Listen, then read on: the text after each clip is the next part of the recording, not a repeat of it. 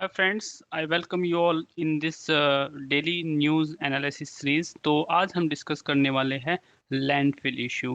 तो ये लगातार जो है न्यूज़ में बना हुआ है क्योंकि जो सिटीज़ है वो माउंटेन्स बन रहे हैं, गार्बेज ऑफ माउंटेन्स, तो ये क्रिएटेड हो रहे हैं।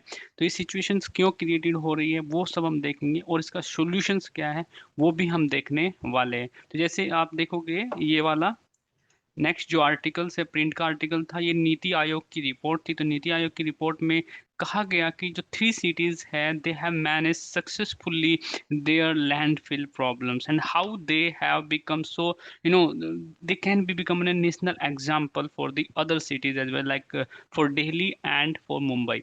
तो कौन सी वो सिटीज थी? जब आप सिटीज की बात करते हो तो these are the your cities, like first one is Ambikapur and in Chandrapur and the Taliparamba. तो ये आप देखोगे जो 3 cities थी, जो कि अंबिकापुर आपकी पड़ती है छत्तीसगढ़ में।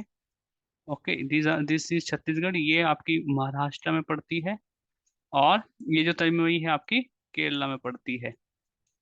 तो दीज 3 cities जो है उन्होंने एक नेशनल एग्जाम्पल सेट किया है कि किस तरीके से उन्होंने अपनी जो लैंडफिल पॉलिसीज थी वो बनाई। लाइक जैसे उनकी लैंडफिल पॉलिसी जो थी वो जीरो लैंडफिल मॉडल्स। तो ये बहुत इंपॉर्टेंट टर्मिनोलॉजी है जो हम आगे आने वाले क्वेश्चंस में सॉल्व करेंगे, जीरो लैंडफिल मॉडल। तो हम देखते हैं, सबसे पहले डिस्कस करेंगे कि क्योंकि लैंडफिल का इश्यू बना हुआ है तो लैंडफिल्स होती क्या है। क्योंकि जब तक हमें नहीं पता होगा कि लैंडफिल्स है क्या तो हम उस चीज को, प्रॉब्लम को डिस्कस कैसे करेंगे।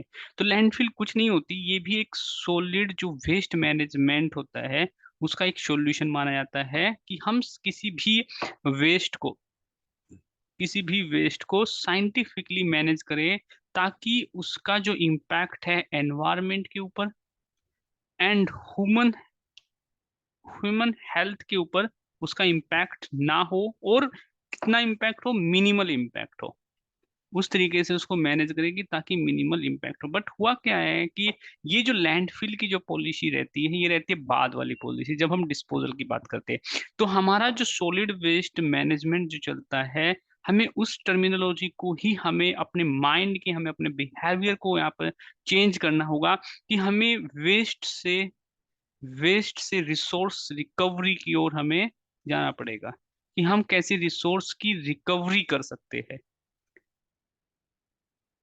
तो अब आपको पता चल गया होगा कि लैंडफिल क्या है। लैंडफिल बेसिकली क्या है, डिस्पोजेबल साइट्स होती है जो कि वेस्ट मैनेजमेंट में सबसे लास्ट वाली, अगर मैं बात करूं, ये बॉटम पे आएगी आपकी। अगर मैं बात करूं बॉटम पे, ये इस तरीके का पिरामिड आपका होना चाहिए कि जो वेस्ट होना चाहिए लैंडफिल्स का, वो लैंडफिल बहुत ही कम होना चाहिए जो वेस्ट हमारा लैंडफिल में आएगा। बट हो क्या रहा है अगर आप देखोगे, हो ये रहा है कि जो पिरामिड है ये इन्वर्टेड ना होकर के ये पिरामिड सीधा है। जो हमारी कैपेसिटी है अगर आप देखोगे, मेन जो रिसाइकिल की कैपेसिटी है या फिर हमारी रीयूज की कैपेसिटी है, ठीक है, वो बहुत कम है। बट जो हमारा डिस्पोजेबल है मटेरियल, लैंडफिल में जो मटेरियल आ रहा है वो बहुत ज्यादा है, और इसलिए जो लैंडफिल की प्रॉब्लम्स है वो सिटी में बहुत ज्यादा हो गई है। ये प्रॉब्लम हुई क्यों है, इसको भी हमें देखना होगा कि ये प्रॉब्लम्स हुई क्यों है। ठीक है,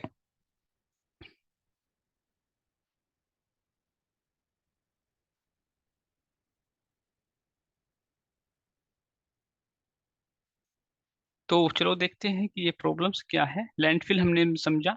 तो इस तरीके से आप देख सकते हो कि आपने अगर दिल्ली में आपने विजिट किया होगा या मुंबई में विजिट किया होगा, तो आपने दिल्ली के आउटर रीजन में इस तरीके के लैंडफिल्स, लाइक गाजीपुर में, भलसवा में या अदर रीजन्स में आपने देखे होंगे कि इस तरीके के लैंडफिल साइट्स आपने जरूर देखे होंगे। तो हम देखेंगे टाइप्स ऑफ लैंडफिल। सबसे पहले टाइप्स ऑफ लैंडफिल में हमने देखा कि 4 मेजर टाइप्स हैं लैंडफिल्स के। तो वो 4 मेजर टाइप्स में हम देखते हैं जो लैंडफिल है हमारा। सबसे पहला हुआ हमारा म्युनिसिपल सॉलिड वेस्ट की हम बात करते हैं। सबसे पहला अगर आप बात करोगे तो यहाँ पे हम म्युनिसिपल सॉलिड वेस्ट की बात करते हैं। ठीक है, तो ये म्युनिसिपल हमारा सॉलिड वेस्ट। फिर सैनिटरी लैंडफिल की बात करते हैं, इंडस्ट्रियल वेस्ट लैंडफिल्स की बात करते हैं, and construction and demolition waste landfill की हम यहाँ पे बात करें। तो हमारा मेन पर्पज क्या है, म्युनिसिपल सॉलिड वेस्ट लैंडफिल की हम बात करें। म्युनिसिपल सॉलिड वेस्ट लैंडफिल क्या है, हमने पता है कि जो म्युनिसिपल का सॉलिड वेस्ट है वो मटेरियल जब हम रीयूज रिसाइकिल और सबसे लास्ट वाली स्टेज होगी उसमें उसको हम क्या करेंगे, डंप करेंगे। तो यूज ए, तो इस लैंडफिल में हम करते क्या है, इस लैंडफिल में ये क्या होता है कि क्योंकि लैंडफिल क्या एक थोड़ा सा साइंटिफिक वे से हम काम कर रहे हैं, ताकि वो जो गार्बेज है या डंप सामान है उसका जो इम्पैक्ट है एनवायरमेंट के ऊपर, उसका जो इम्पैक्ट है एनवायरनमेंट के ऊपर और हेल्थ के ऊपर वो बहुत ही कम रहे। तो हमारे दो पर्पस है, सबसे पहले तो एनवायरनमेंट का पर्पस है और दूसरा पर्पस है हमारा ह्यूमन हेल्थ। ओके, ये बहुत इंपॉर्टेंट इश्यूज है। तो इसमें करते क्या है, अगर आप इस लैंडफिल की बात करोगे, इसको हम डायग्राम से समझेंगे। अगर आप देखोगे जो लैंडफिल है, आप देखोगे इसमें हमने इसमें क्या किया, कोई भी अगर वेस्ट डंप था, अब उस डंपिंग वेस्ट को हमने किस तरीके से हम यहाँ पे मैनेज कर रहे हैं, आप देखो यहाँ पे ये हमने क्या बनाया, एक लीनियर, यहाँ पे हमने क्या करा, इसमें एक सिंथेटिक फाइबर हमने लगाया। सिंथेटिक भी लगा सकते हैं और नेचुरल भी लगा सकते हैं, कुछ भी यहाँ पे हमने, ताकि क्यों लगाया हमने इस तरीके का जो यहाँ पे वो है, ये इम्परमिएबल है, ताकि हम जो लीचेट है, लीचेट मीन्स जो लिक्विड आएगा, क्योंकि वेस्ट मटेरियल जहाँ पे भी होगा उस समय पे वहाँ पे मान लो रेन आएगा, कुछ भी तरीके का आएगा, या फिर हमारा सूखा और गीला दोनों तरीके का वेस्ट कई बार मिल जाता है, तो इससे क्या होता है, लीचेट्स की प्रॉब्लम होती है, जो कि ग्राउंड वाटर पोल्यूशन कोज करती है, सोयल जो पोल्यूशन है वो भी कोज कर रही है। दूसरा चीज क्या है कि जब लीचेट्स या फिर अदर ग्रीन हाउस गैसेज भी उससे रिलीज होती है, तो हमें क्या करा कि जो लीचेट कलेक्शन सिस्टम हमने यहाँ पे बनाया, लीचेट का, ताकि हम उस लीचेट्स को, उस लिक्विड को यहाँ पे कलेक्ट कर सके, ताकि हम ग्राउंड वाटर की अच्छे से, यहाँ पे देखो ग्राउंड वाटर मॉनिटरिंग का भी यहाँ पे स्टेशन लगाया गया, कि हम ग्राउंड वाटर जो लैंडफिल नियर साइट्स होंगे वहाँ पे ग्राउंड वाटर का हमेशा उसकी मॉनिटरिंग करेंगे कि उस जो लैंडफिल से उससे क्या कोज हुआ है। ठीक है, दूसरा क्या होता है, क्योंकि हमने पता है कि जो लैंडफिल्स है उससे गैसेस निकलने वाले, और सबसे बड़ा जो गैसेज होती है होते हैं मीथेन। ठीक है, मीथेन और CO2 ये लगभग लगभग 90% इसका कंज्यूम कर रहे हैं, 98% तक। तो उसको हम क्या करते हैं, यहाँ पे कलेक्ट कर लेते हैं, ताकि उसको उसको एनर्जी प्रोडक्शन में हम यूज कर सके। ओके, तो ये एक तरीके का क्या है कि हम इसमें गैस कंट्रोल कर रहे हैं। ये हमारा हुआ बेसिकली लैंडफिल का जो प्रोजेक्ट है, किस तरीके से लैंडफिल काम करती है। बट एक नया टर्म अभी न्यूज में आपने सुना होगा, लगातार आप सुन रहे होंगे, सैनिटरी लैंडफिल्स के बारे में। तो ये जो सैनिटरी लैंडफिल्स है, ये क्या होती है, अगर आप सैनिटरी लैंडफिल्स को देखो तो सैनिटरी लैंडफिल्स क्या होती है, अगर आप सैनिटरी का मीनिंग देखोगे, सैनिटरी सैनिटरी का मीनिंग है कि मोर साइंटिफिक वे में, ताकि हम उसको बहुत हाइजीन से इसका रिलेटेड हम है, कि हम किस तरीके से मोर हाइजीन यहाँ पे हम तरीके से कर सके, कि हम जो एनवायरमेंटल और जो ह्यूमन हेल्थ पे जो इम्पैक्ट था उसको और मिनिमाइज कर सके, 10 to 0 हम उसको लेकर के जाना चाहेंगे। ओके, तो landfill that uses A clay, इसलिए इसमें क्या हुआ, क्ले लाइनर का यूज किया गया इसमें।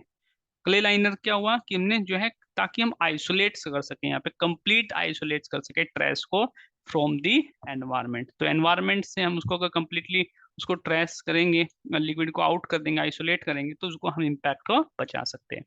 अब अगर आप देखोगे, this is our landfill sites. Okay, तो ये जो लैंडफिल्स है, सैनिटरी लैंडफिल्स में दो तरीके का मेथड्स यूज कर सकते हैं। एक होता है ट्रेंच मेथड, हम इसमें यूज कर रहे हैं। तो वन इज ट्रेंच मेथड, इसमें क्या होता है कि वेस्ट कलेक्शन साइट आपको दिखेगा, एक ट्रेंच बना दी जाती है, ट्रेंच हो गया, ये एक ट्रेंच हो गई।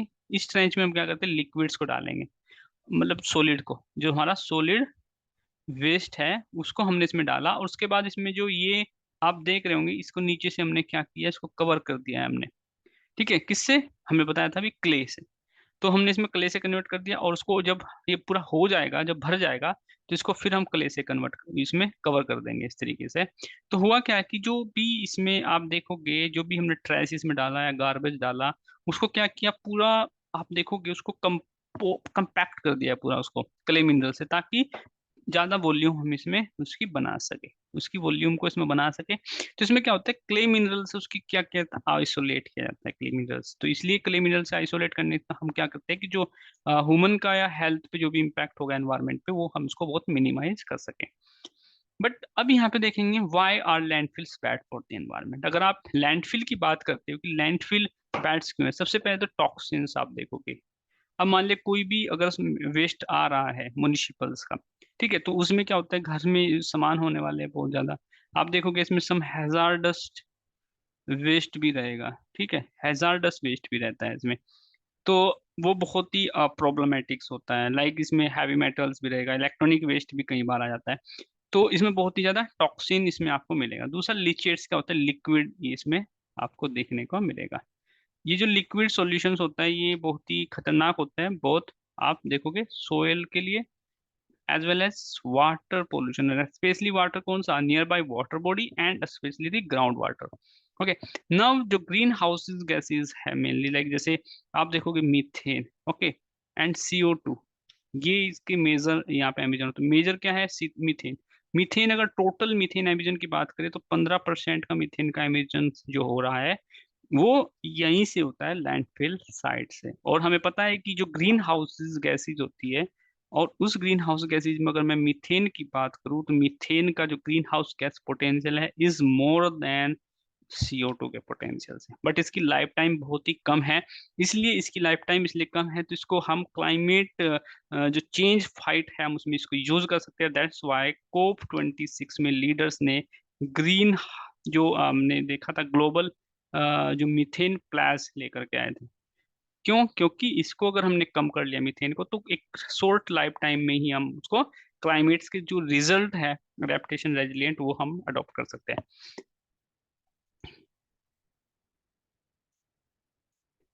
तो वेस्ट जनरेशन ग्लोबली अगर देखें तो लगातार जो है वेस्ट जनरेशन बढ़ता जा रहा है।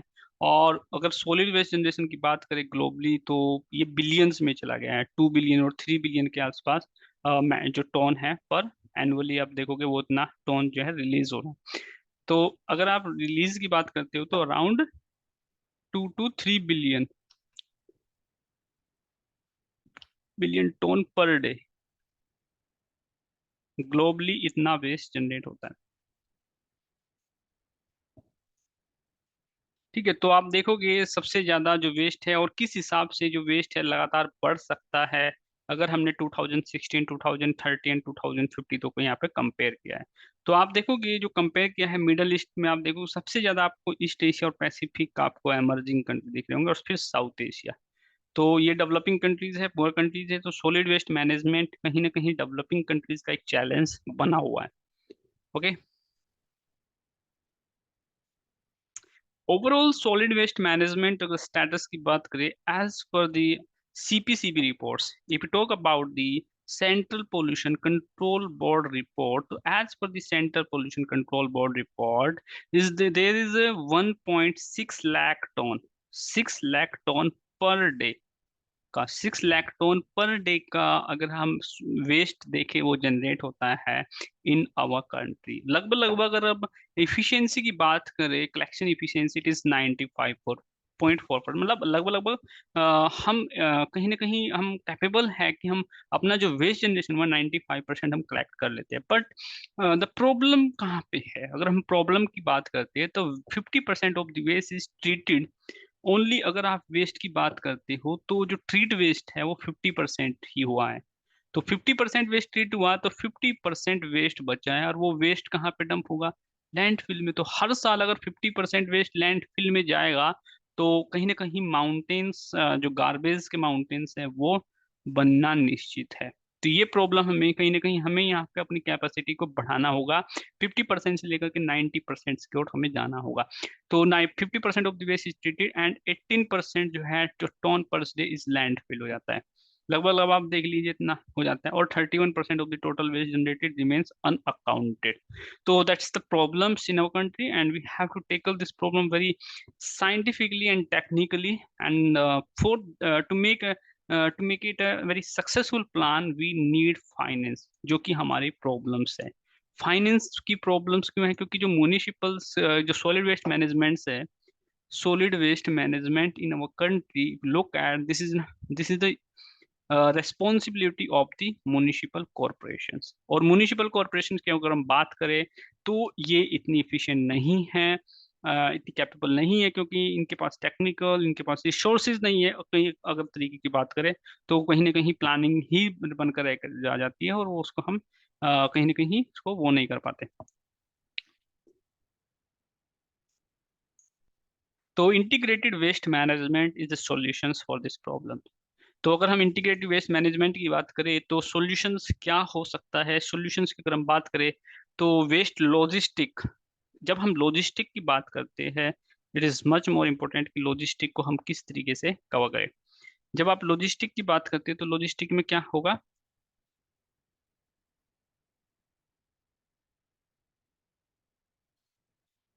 Logistic, okay. तो लॉजिस्टिक, अगर वेस्ट लॉजिस्टिक की बात करें तो ये हर टर्म को आपके फाइनल ना, आपके सोर्स से लेके एंड पॉइंट तक, सोर्स से एंड पॉइंट तक का पूरा आप देखोगे मैनेज स्टोर हर चीज इसमें वेस्ट लॉजिस्टिक में कवर होगी। इसको बहुत इफिशिएंट बनाना होगा। Waste disposable and facility management हमें बहुत अच्छे से मैनेज करना पड़ेगा।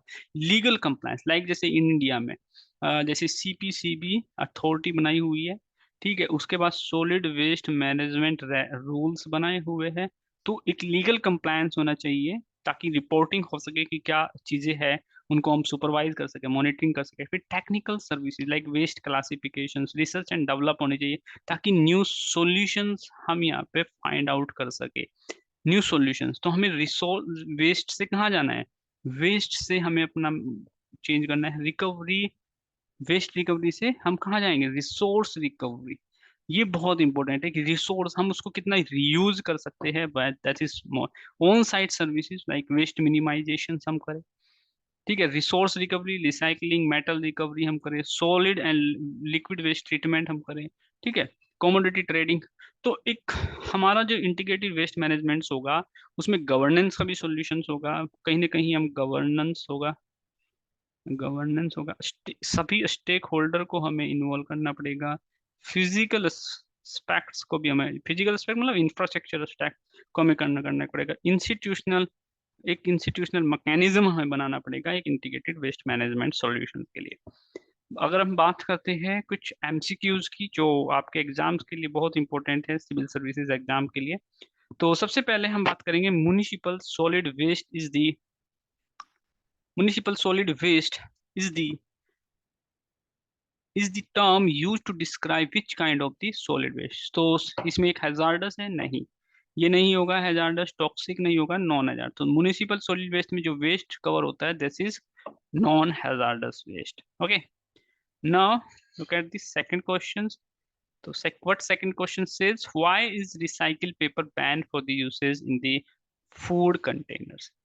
तो इनको हम रिसाइकिल मटेरियल्स को फूड कंटेनर क्यों यूज नहीं कर सकते, तो first option is because paper is use only one time, no, because it creates contamination, yes, क्योंकि हम जो भी फूड कंटेनर्स है तो फूड हम कंज्यूम करते हैं और कंज्यूम करेंगे तो कंटामिनेशन उसमें रहता है रिसाइकिल मटेरियल में। तो इसलिए एक पॉलिसी बनाई हुई है कि क्या क्या मटेरियल्स जो रिसाइकिल मटेरियल्स होंगे उनमें क्या क्या हम जो फूड आइटम्स है या फिर अदर आइटम्स को हम क्या वो कर सकते हैं। तो because of it creates a contamination that's why these are banned। Identify the waste that are known as the municipal solid waste from the following: wood piece, plastic and food waste, all of the above. Yes.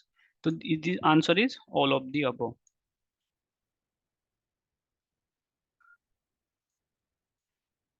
The waste burning is not an acceptable practices of solid waste management because why this is so कि burning को अगर आप देखोगे क्यों इतना नहीं है, क्योंकि it require lot of space नहीं, इट रिक्वायर मॉडर्न टेक्नोलॉजी बिल्कुल भी नहीं, it causes several environmental issues, yes, जो गैसेज वहां से रिलीज होंगी वो बहुत प्रॉब्लम क्रिएट कर रही होंगी, गैसेज जो टॉक्सिक गैसेज वहां से रिलीज होंगी that is very much.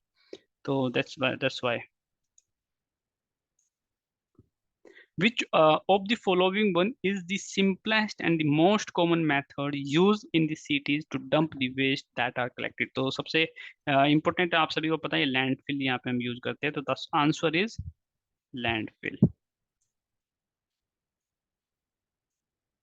Now which of the following is the correct about the landfill gases, ये बहुत इंपॉर्टेंट क्वेश्चन है और ये यूपीएससी में आ सकता है बिल्कुल। तो हम कैसे देखेंगे, सबसे पहले मैंने जैसे बताया था आपको कि methane and the carbon dioxide make up 90 to 80% of the landfill gases, yes बिल्कुल करेक्ट है। द रिमेनिंग जो 2 to 10% आपको मिलेगा इसमें nitrogen, oxygen, ammonia, sulphides, hydrogen and various other gases है। तो आंसर विल बी, इसका जो आंसर होगा वो होगा C, both 1 and 2 are the answer.